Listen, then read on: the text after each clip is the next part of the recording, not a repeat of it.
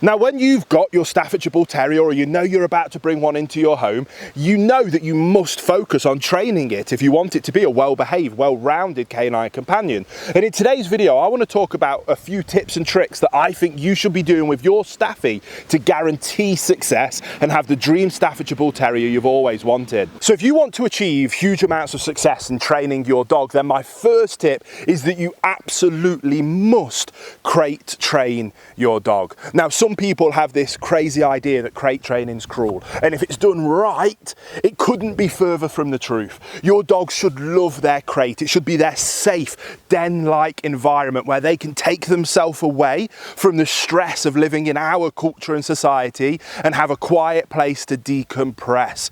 On top of that, we can then also use that to our advantage, because a dog that's happily in its crate isn't having toilet accidents all over your home. It isn't chewing and destroying your furniture and hard-earned possessions. It isn't lunging and jumping all over your children and guests. You can control their environment, and if you can control their environment, you can set your dog up for success rather than just chucking them into their new home and expecting them to somehow understand how we want them to behave.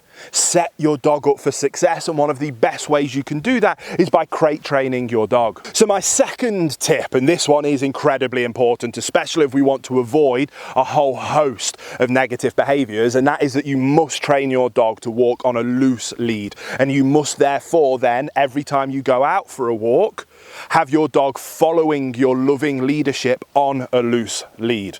That massively prevents things like reactivity, aggression towards other dogs, or aggression towards people, bikes, buses, you name it. If your dog is by your side looking up to your loving leadership and following your guidance and direction, that is a calmer, more content dog. If the dog is out in front making their own decisions, that's an anxious, fearful, potentially very stressed dog that 99 times out of 100 is going to make bad decisions, that is going to end up in somebody getting hurt. So teach your dog to walk beautifully on a loose lead, and the act of going for a walk will be incredibly pleasant. But not just that, it also then has huge widespread ramifications of helping your dog understand that you are their loving leader and that they must follow your guidance and direction no matter what's going on around them. Because if you can achieve that out in the real world on a walk, you can absolutely have your dog follow your guidance and direction when back at home.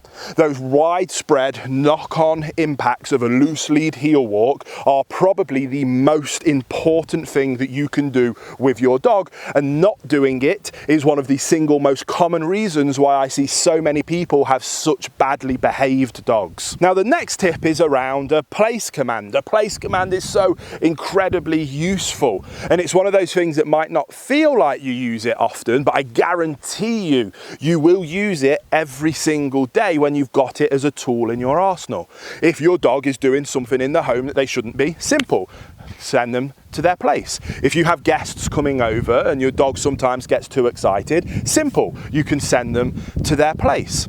If you have a dog that's reactive at the window when people are walking by, it's simple, you can send them to their place. And then once you can start to send your dog to the place and then start to work on extended stay on their place, again, that is another area that has huge widespread ramifications for insisting that they must look up to you for loving leadership. Now, is it as easy as I just made it sound? No, of course it isn't. A lot of these things take time, but if you put in the hard work, commitment and dedication, you absolutely will be able to get there. And again, I have tons of videos over on my main training channel that shows you the exact process of me doing these exact things so that you can follow along at home and have the dream canine companion that you've always wanted. So guys, I hope you enjoyed that video, and if you love the Staffordshire Bull Terrier as much as I do, don't forget to subscribe to this channel, like the video, because we can't wait to see you here on the next episode.